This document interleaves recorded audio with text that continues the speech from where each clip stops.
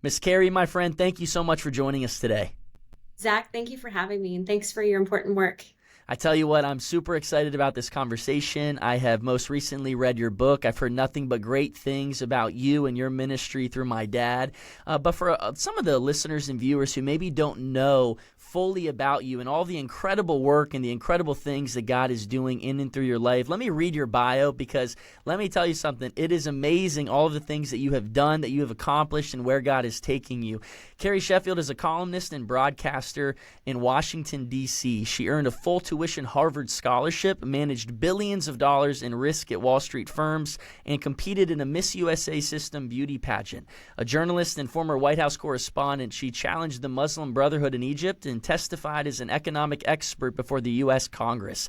Carrie achieved all this while overcoming a life of extreme poverty and psychological, spiritual, and sexual abuse. A recovered agnostic, Carrie eventually found peace and anchoring in Christianity. Carrie shares insights on networks like CNN, MSNBC, Fox News, CBS News, CNBC, BBC, and more.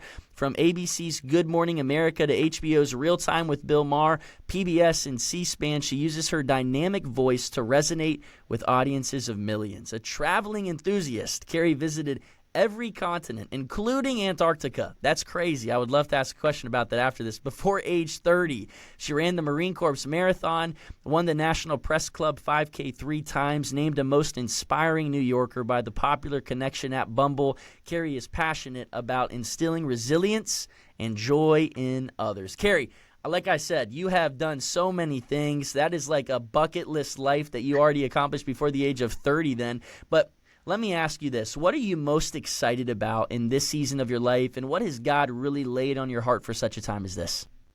Yeah, thanks. Thanks so much for having me, Zach. And you read my resume. I like to say that my book, which you Yes. mentioned, I call this my anti-resume. Mm. So what I'm doing right now with this book is sharing the shadow in all the shame and the guilt and the sin that not only was put on me, but that I then chose for myself, Yeah. and how to redeem it, and how each of us, when we're striving for that perfect resume or that perfect outward appearance, quite often we are struggling and we have an anti-resume that brings us a lot of conflict and emotions and can lead us to some very dark places if we don't find a reconciliation between the public and the private world. And so it's new for me to talk about my private life Yeah. in this public way. So that's what's new for me, because I had spent so much time curating this very public career Mm. and doing things that were bucket list oriented, when inside I hadn't done the work of really processing a lot of the childhood trauma and sin that had been placed on me.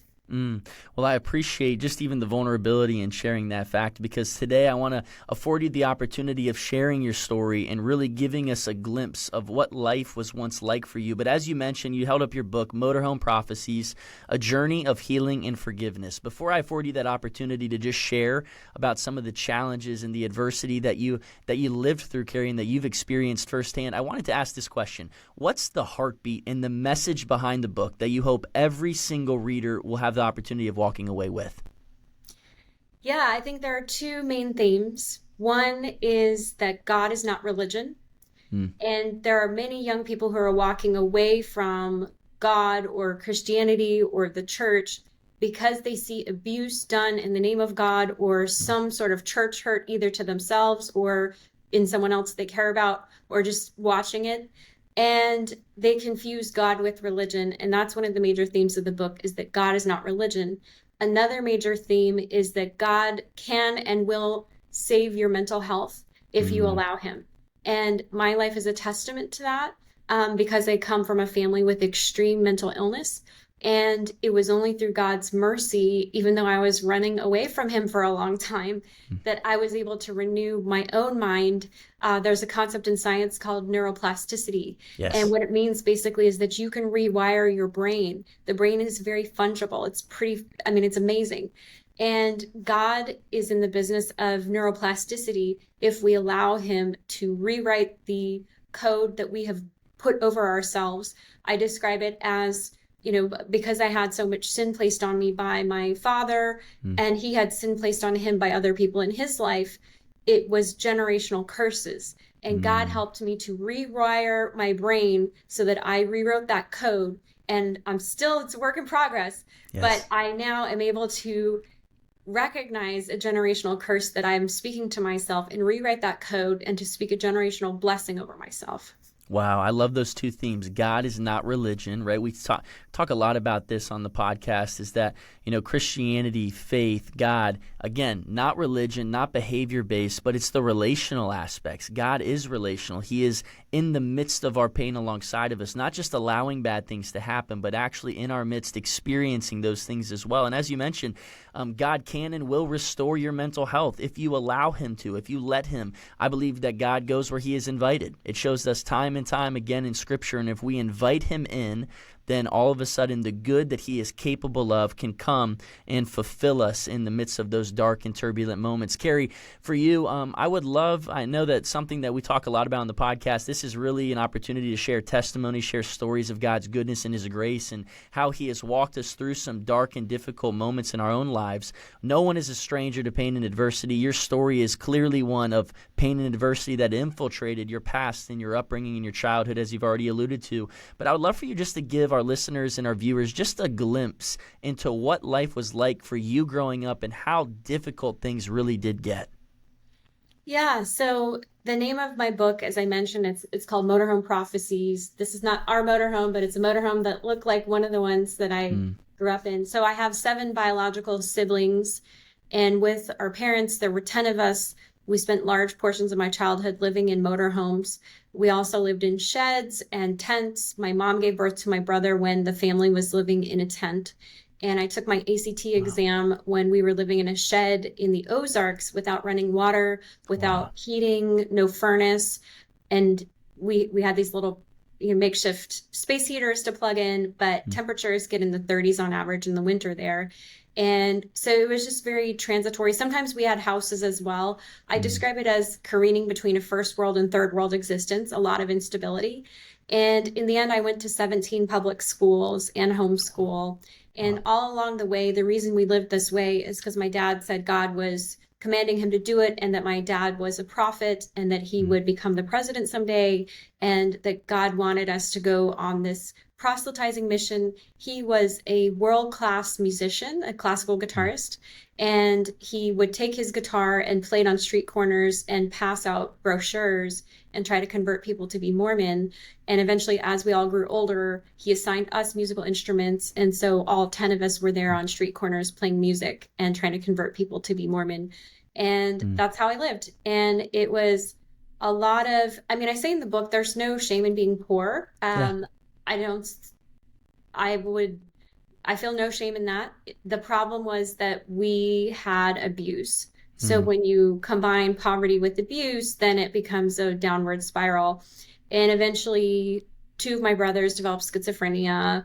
3 of my siblings have attempted suicide. I struggled with PTSD, depression, suicidal ideation periodically on and off for many years, even after leaving. And this mental health crisis, I believe for whatever reason, God gave me a lead time. I like to joke I'm a grandma millennial. He's given me a 20-year lead time to teach a lot of Gen Z people how to work through these issues. And like I said, God is the one who will be there through this with you. But unfortunately, Gen Z is becoming the most atheist and agnostic generation ever seen in American history. It's actually a really scary social experiment that our country is becoming this way. And I mean, all the science connects, as we've been talking about, the mental health and spirituality and the Christian walk can literally save your life. That's what the data all show this. That, for example, in Psychiatric Times, they did a literature review of more than 100 different studies. And they found 90% of these studies showed a strong relationship between less drug abuse, less alcoholism, and religious participation. And there was another study by the Harvard School of Public Health that found a strong relationship between reduced suicides and reduced deaths of despair, which includes drug overdose and alcohol overdose, and weekly religious attendance. So I could go on and on. I know you know this way better than I do about the science that proves God can save your mental health. But because I had been abused in the name of God, Yes. I was really angry for 12 years as an agnostic, because I thought that my dad was a fraud and I thought that religion was just a man-made crutch used to control and abuse people. And I also specifically wasn't a fan of Jesus because my father, eventually, when I said I want to go away to college, I was first to leave, even though I'm number 5 in the birth order. He raised his hand like he was making an oath, and he said, I prophesy in the name of Jesus, you'll be raped and murdered if you leave. And it just was really difficult because my brother had tried to rape me at that point, my schizophrenic brother. And my dad's saying, I'm getting raped. I'm like, I'm getting raped, whatever. Right. No matter what path I choose at this point. Right. So I did choose freedom, and he disowned me, said my blood changed. So I went to college without support from my parents. My dad said that I was satanic, and if I came home during any holiday breaks or summer breaks, that I would corrupt my siblings, and so I was not allowed home. And I was declared legally estranged from them in order to get Pell Grants to pay for my college. And so it was a lot. But through it all, eventually, after a very unexpected turn of events, I became a Christian. And my walk in some ways became harder because I think, Jesus tells us that you were going to have tribulation. And I still had a lot of struggles, but I'm here today, and my mental health, thank God, is healed, and I'm in a good place. Well, I just wanted to share, again, thank you for your vulnerability and your openness and authenticity and being able to share your story. Like you said, sometimes sharing things that happened, especially as traumatic and as difficult as those things were in your private life on a public setting, that can be hard. And I can only imagine how you've gotten to this point and being able to share it. I'm never even going to be able to probably ever relate to the depth of the pain that you are well acquainted to and with. But being able to recognize that God has you here at a place where you're able to share about these things and also help others and inspire others, and being able to recognize that sometimes life is not the way it's supposed to be, but it's okay that you can receive help, not just from God, but from other wise counsel, and being able to restore things like mental health, as you're mentioning. That's kind of where I want to transition here with this conversation, because I hear just the depravity that you had to walk through and the adversity, and I mean so much pain, so much challenge I can't even fathom. But then I also hear this woman of great strength, of great boldness, of great courage that's speaking with us today openly and authentically. And I want to say, what are some of the lessons that you learned in the midst of the pain, and as you've processed your pain, in regards to mental health, in regards to being able to connect your faith and mental health each and every day? Because like I said, I think a lot of times people place such an emphasis on spiritual health, but if we don't emphasize our mental health, it only stunts the spiritual health there. So what are the lessons that you learned regarding the integration of the two? Yeah, it's troubling when I've heard some Christians. There's a mega church pastor out in California who recently made waves because he said mental illness isn't a thing, it's not real, depression's not real. And it made me so upset because this man has no clue what he's talking about. Right. To say that mental illness is not real is denying the basics of the human anatomy. So that would be like saying diabetes isn't real. Right. And that's just insane. So mental health is physical health. Yes. Mental health is spiritual health. He is right in that sense, that spiritual health is mental health, but there is that physical component, which is undeniable. And in the same way that I know there are some people who within, certain disciplines, they don't get cancer treatment, or they don't get, they wouldn't get medication. They would rather die than what they believe is to go against this. They would just pray instead. Some denominations, that's what they do. Yeah. I'm not that way. And I don't believe that Christians have been called to be that way. And I feel like this pastor is basically being that way. Because the reality is that the brain, an MRI scan of a patient who is suffering from a mental illness, be it bipolar, schizophrenia, depression, PTSD, you name it, the brain activity, which is a physical thing, is different than a healthy person. And so just like sometimes if you have high cholesterol or high blood pressure, some people require lifelong medication. Some people with mental illness physically require medication. Hmm. My goal and I've been on medication a few different times. Yeah. My goal has always been to get off it because I didn't want that to control or define me. However, I know in some cases it is necessary. Right. For example, for my two schizophrenic brothers, like they will become physically violent and have much more severe expressions of their disease without medication. That's just the way they've been ever since they've had their diseases now heading into decades. And you could try it going without it, but that's a fool's errand as far as I'm concerned physically. Yes. And I'm all about, I believe in general, Western medicine has over-medicated, Right. over-diagnosed healthy boys, for example, with ADHD and just filling them up with drugs when they're just trying to be a healthy boy. Right. And this is wrong. But I think swinging over in the opposite direction in denying the physical reality of the human body is also dangerous and wrong. Most definitely true. Like you said, there's definitely that idea of there have been some pill pushers, but also when we recognize that at the end of the day, if we need, something more than simplistic talk therapy and counseling, and medication is not evil. It is not, going against the word of God. If we can honor and glorify God, more so when we are rightly, in a sense, diagnosed and with the right dosage of medication, then by golly, by all means, right? We want to honor God in whatever capacity we see fit. And so I appreciate your perspective in that, Carrie, and I appreciate just enlightening individuals on what integration looks like between psychology and theology, our faith and our mental health. Those things matter. One word that you mentioned, though, in your subtitle that I kind of want to unpack together today is forgiveness. Lewis Smedes once said, to forgive is to set a prisoner free and discover that prisoner was you. I've often heard it said that reconciliation may take two people, but forgiveness really only takes one, and that forgiveness is freeing. But at the end of the day, let's be real, Carrie, especially when there are traumatic situations, when there's abuse involved and different things like that, forgiveness can be flat out really, really hard and really, really difficult. And it's not instantaneous, right? It's a process. I would be interested just in hearing more from you and throughout your journey. What has this process of forgiveness looked like in your own personal life? Yeah, so I have a whole chapter on eventually how I was able to forgive my dad. For a long time, especially when I was agnostic, so I didn't believe in God for about 12 years. Yeah. I describe that period, my walk in darkness.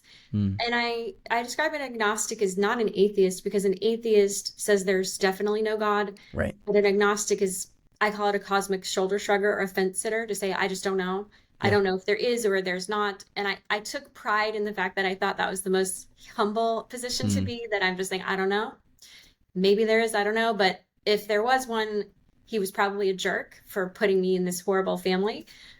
He either hates me or proactively tried to sabotage me, or just walked away when he created the world and doesn't care and is indifferent. And the thing is, people get their perception of God from their fathers. So in some respects, I had to first reconcile my view of God before I was able to reconcile with God, or with my father on earth. And so in the chapter that I talk about that process, I started it really. And what's interesting is that when I was secular and agnostic, I don't ever remember hearing from any secular therapist, hey, you should think about forgiving your dad. Like, no one ever broached that topic with me, and that's unfortunate, because I didn't really think about forgiving him while I was not a believer. Not to say that you can't do that while you're not a believer. It just wasn't something that was impressed upon me by secular people around me. But within the Christian walk, it is central to the message of Jesus. He said, you need to forgive 70 times 7. That's and right. From the cross, he said, Father, forgive them. I mean, this guy's just been through the most brutal crucifixion, and he's saying, God, please forgive them. Like, my goodness, that's shocking. And, but so after my baptism, a little while later, couple of years later, I met a guy who was this beacon of forgiveness, and he became a mentor of mine. I call him my forgiveness mentor. His name is Anthony Thompson, and he's based down in Charleston, South Carolina.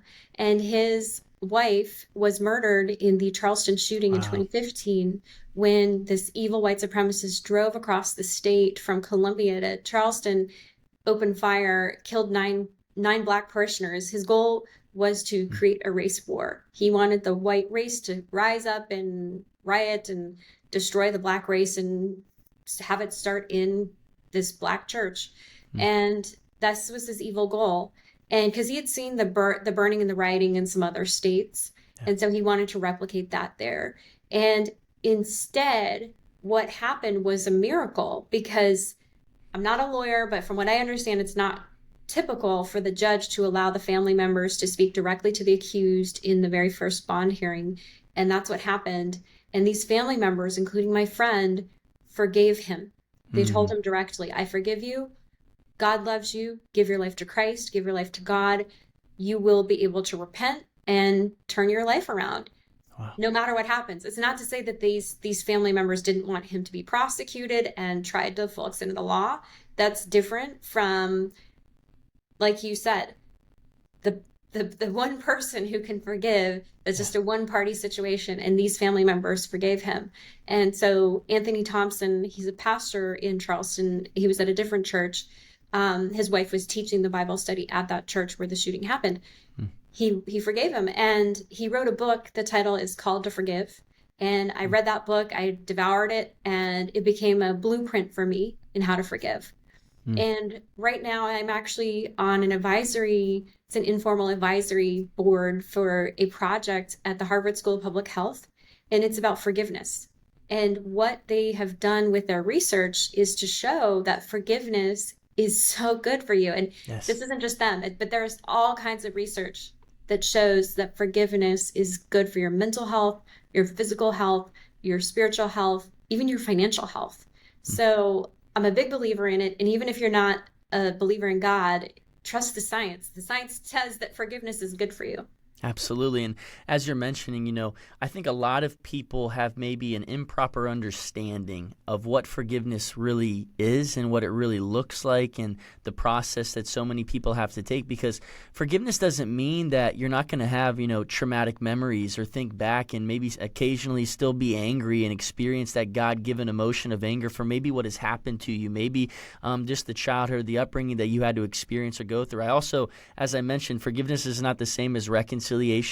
And I try to remind people sometimes that forgiveness isn't even the same thing as trust, right? We're not going to pretend like what was done against us didn't happen. Sometimes I think God is the only one that can truly forgive and forget at the end of the day. Us in our human carnal minds, we can't fully forget things that have done or happened to us. But as we see people take this process of progress and begin maybe to grow and to develop and to commit themselves to those things, that's when we can potentially begin to risk trusting those individuals again.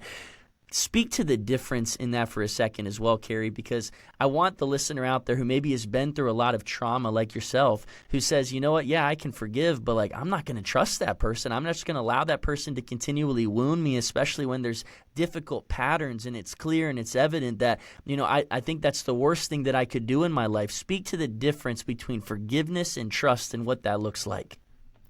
Yeah, no, it's definitely a two-step process, Yeah. the forgiveness and the reconciliation.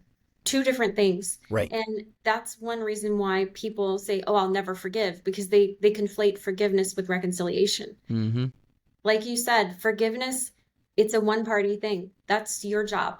It's your commandment if you're a believer. Jesus says you must forgive. So that's something I knew as a believer I had to do. That's a one-part situation. Yeah. It takes one to do that tango, but to do the tango of reconciliation, that requires a change on the party's part, the person who has wounded you. Right. And whether or not they ever do that is totally irrelevant as to whether you forgive them. Mm-hmm. And this is a very important confusion and a conflation that I had. And Anthony helped me to realize that difference. And the idea that someone, who has wounded you over and over and over, that it's God's will that you allow them to continue wounding you. I think that's a misperception also sometimes in the church, that you have to continue to allow that.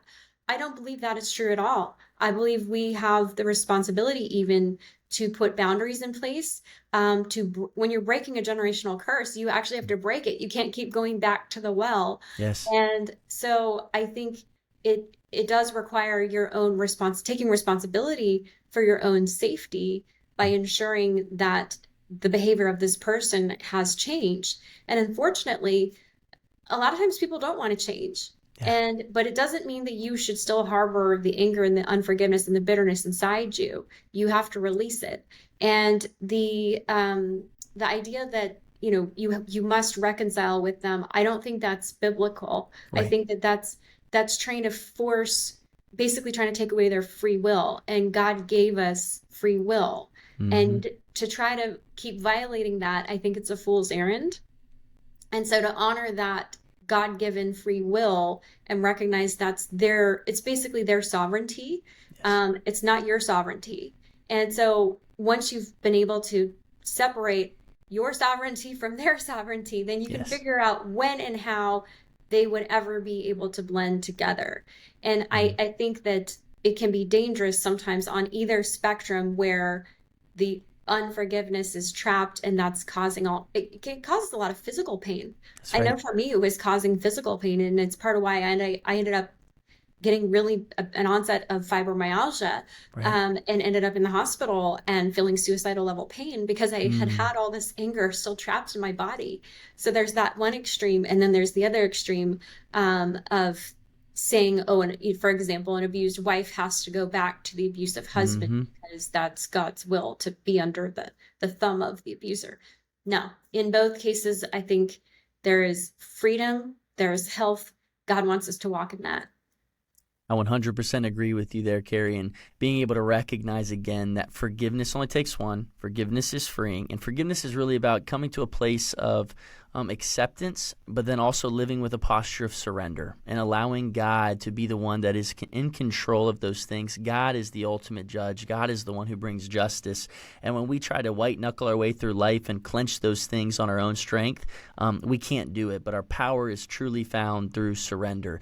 Carrie, as we're talking, something that you mentioned is that at the beginning, one of the themes is that God is not religion. And you've talked a lot about how sometimes the church can take a very legalistic approach, and it is very behavior oriented or behavior based. And in reality, this is more so, we're talking about belief, we're talking about relationship with Christ. But I know in going through difficult and dark seasons of life, let's be real, not only were maybe you angry at the perpetrator, angry at your dad, angry at so many individuals that have caused hurt and wounds in your life, but it can be easy for people that are out there listening and watching today, Carrie, to feel like they're mad and they're angry at God. When and how did you get to a point where you began to decipher the difference that God is not religion, but that God really is about building this intimate and personal relationship, and God is not just this authoritarian judge who just allows us to go through difficult times, but that he's in our midst experiencing it? What was that entire process like for you as well? Yeah, so my conversion, I have a whole chapter on that if you want the full nitty-gritty, but Yes. I people ask me, well, what brought you to Christ? And I say, I tried basically everything else first. Mm-hmm. So it Yes. wasn't that I had some great epiphany or road to Damascus vision. Um, I just had tried filling that void, that God-shaped hole in my heart, with a lot of things, with all those things that you mentioned at the top, pursuing all the resume pursuits, pursuing all the travel, pursuing the awards, pursuing the scholarships. That was what I kept doing to try to fill that void. Mm. And ultimately, to do these things in pursuit of validation and to feel some sort of self-worth, this is really a spirit of orphanage, or Mm. the orphan spirit. And I was operating under the orphan spirit because I had been disowned by my parents, and to be cut off that way. Like I remember at one point thinking I would place an ad in like Craigslist asking, which is like a really bad place to think about it, but I didn't know where to go. um, for parents, like just a family to adopt me. Because, Mm. I was disowned at 18, and it's like, I was liberated, I was legally an adult. Yeah. But at that point, I didn't have a family. And Yeah. so I filled that void, like I said, with all these things, but then they kept failing me.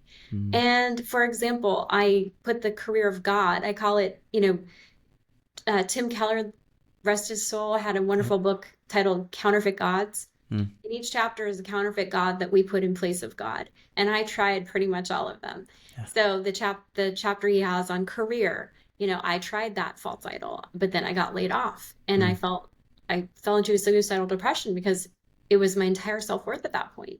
Right. I then tried the God of relationships and dating, and I got into an unhealthy relationship engagement situation, and it was very unhealthy, not a good dynamic, and um ended up breaking it off and felt suicidal after that too. And then I thought I had settled on something, which was the God of politics, Mm. which is spectacularly disappointing, but at the time it was, I thought, before my Christian baptism, it was my religion. I thought I'd found this replacement, and that was the God of public service. Mm. So I had gone to the Harvard Kennedy School, which is named after JFK. Yeah. And I'd say that in some ways, I think I'd subconsciously put JFK as like my Messiah figure because I didn't believe in God, but I wanted the mythology of a Messiah figure like JFK or like Martin Luther King Jr. or Abraham Lincoln. These are people who were assassinated and died on behalf of freedom and liberation for the people. And so I thought it was noble. And then for me, I'm not going to get too political, but Yeah. then Donald Trump happened. And I, for 2016, was a never Trumper. And this guy just shattered my notion of religion because I was like, I can't worship him. He's not my Messiah. He says terrible things about women. He donated to Hillary Clinton, so he's not really a conservative. He's a New York liberal. Like, he had no track record. He just came out of nowhere as far as I was concerned. But I just felt this existential crisis because I'm like, I can't worship this. So what do I do? So I like to joke that Donald Trump actually helped convert me to Christianity. I needed to fill that void. Yes. And what's funny is eventually after I was baptized, later on, I was able to get over my feelings toward Donald Trump, in part because he kept doing things that I liked from a policy standpoint. Yeah. But then I think most importantly, I had the right order. I wasn't expecting him to be my religion. Right. And so I ended up, voting for him in 2020. I plan to vote for him this year because I have the right order of things. And that's another thing, a theme of the book, which is the divine order. And I learned this in my confirmation class after my baptism, which is the divine order is God, humans, things. And when I was agnostic, I was living the order of people, things, indifferent to God. Right. And I think that that's how a lot of people in our culture are living now. They are not truly putting God, and I'm speaking to myself, it's a constant struggle between the flesh and God, and really seeking to have God first above anything else. But I know for a fact I wasn't in that struggle when I was agnostic. I did not care. And so the last chapter title of my book is called Wrestling with God. And I think that's something important also, whether you're seasoned in your Christian walk or you're a new beginner or thinking about it, you're constantly going to be wrestling. Your life is going to be, it's not going to be linear. I think when I was younger, I thought that's how it would be, but it's not. And so it's going to be this constant wrestling. And what's funny is I had submitted the manuscript for the book last summer with that title of the book chapter, Wrestling with God. And then later, much later, I saw that Jordan Peterson, his new book that's coming out is called We Who Wrestle with God. Yeah. And I was like, he stole my title. No, just kidding. He didn't. But the reason why I assume he chose that and why I chose it is because that's what the word Israel means. It means he wrestles with God. So I think from a mental health, both your mental health, but your spiritual health, it's going to be a constant wrestle. And just to know that that's kind of baked into the cake, I think it helped me a lot when I was going through that conversion process. Absolutely. And it's in those wrestling seasons in our moments of powerlessness, that I believe God loves to reveal the character of his heart and draw us closer to him, right? So God's not afraid of the wrestling seasons. He's not afraid of our doubts. He's not afraid of discouragement or disappointment, but he just wants us to spend time in his presence. And what I love about your story, Carrie, and how you share so, again, boldly and authentically, is that it's one of resilience. I've done a lot of research around the term resilience. There's no concrete definition, but a common thread or theme is positive adaptation in the presence of adversity. You've gone through some adversity. We all will go through adversity. We'll all have to weather and endure storms across our lives. But can we positively adapt? Can we find, in a sense, the right perspective? Can we press into patience and perseverance and have a purpose that's greater than us? Can we have people fuel along the way? Can we praise before our breakthrough? All of these principles and lessons that I feel like I've learned throughout my life, you are speaking to right now in the midst of your testimony and your story. And so what I would share is, and I would ask is, with someone out there who's struggling today, who's really going through the ringer, who feels like, you know what, life just is not the way it's supposed to be. They've weathered some very dark and difficult and turbulent storms in their own life, Carrie. What's one final message of hope and of encouragement and of motivation that you would offer them today so that they too can live a life of resilience? Yeah, no, my life has definitely not been linear. I've had many ups and downs That's and right. ups and downs. And but I think I start the book out with saying that this is a book about sabotage. First, it was sabotage from my father, but then it was sabotage of myself. And I think for people who are struggling right now, really ponder about the choices you're making, the sabotage in your life. Learn to disaggregate sabotage from others versus sabotage to yourself. And I like to quote from Jesus where he says, "Who among you, if your son asks you for bread, would you give a stone? If they ask for fish, you would give them a serpent." Well, turns out my dad gave me lots of stones and lots of serpents. And instead of dropping those stones and serpents, what did I do? I went over to the serpent store. I went over to the stone store, and I bought myself my own hand baskets of it and brought more of that into my life. And that's ultimately what self-sabotage does. And that's what generational curses is, the replication of the serpents and the stones from your parents. And maybe it's not your parents, maybe it's a boss, maybe it's a former girlfriend or your ex-husband, whatever. Whoever brought these stones and serpents into your life, that where you were expecting bread and you were expecting fish, but they brought this into you, recognize the boundary between their behavior and your own behavior. And that's how you're going to get through it. It's actually giving yourself the empowerment to acknowledge not only their sin, but your own sin. And I think the other verse I would leave people with is the verse where Jesus is talking to the man at the pool of Bethesda. And he asks him, "Do you want to be healed?" And what does this dude say in response?